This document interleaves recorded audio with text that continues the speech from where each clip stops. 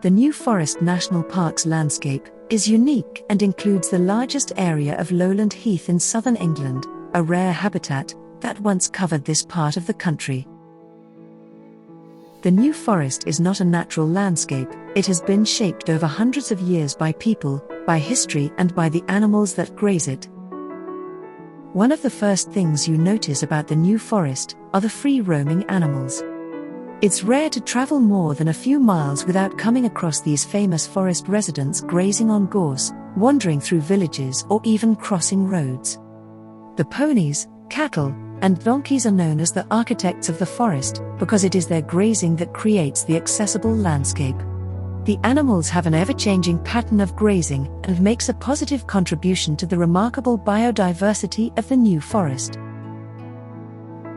5 species of deer call the New Forest home. It is a great place for deer because there is such a large area of undisturbed land for them to roam. Fallow deer were first brought to Britain from the western Mediterranean during the Roman period when they were kept within enclosures known as vivaria. Historically classified as Cervus dama, from the Latin cervus meaning deer, and dama meaning antelope, they have been formally recognized as a distinct genus, Dama, since 1960.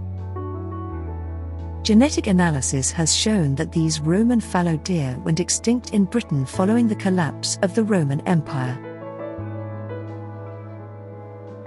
It was not until the 11th century that fallow deer were reintroduced, this time from the eastern Mediterranean.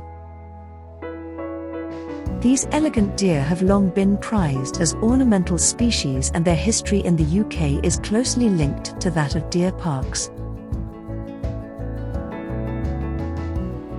Initially, they were kept in parks as rare exotica, but gradually their populations increased and they became an important source of venison for aristocratic tables.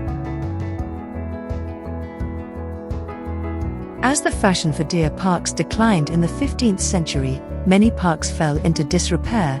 The deer escaped and began breeding in the wild. It is their descendants that we see today.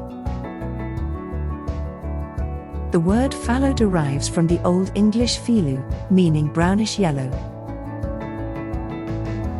Whilst non-native, fallow deer are considered naturalized and are locally abundant and increasing.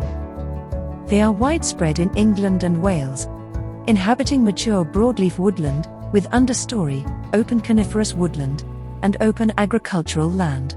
They prefer to graze grasses, although they will take trees and dwarf shrub shoots in autumn and winter. The fallow deer is an elegant, medium-sized deer with a typically spotted coat, a characteristic black and white tail, and a white rump patch outlined in black. Some animals are darker brown without any spots, and others are very pale, almost white. Fallow deer prefer deciduous or mixed woodland with large clearings, typically living in small herds.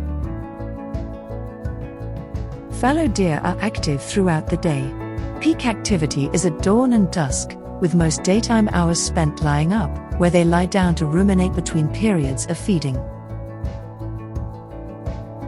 The male has an average lifespan between 8 to 10 years, whereas the females usually live a little bit longer, between 12 to 16 years. Although the civilizations that brought the fallow deer to our shores have long gone, the fallow deer have continued and have become an icon of the British landscape.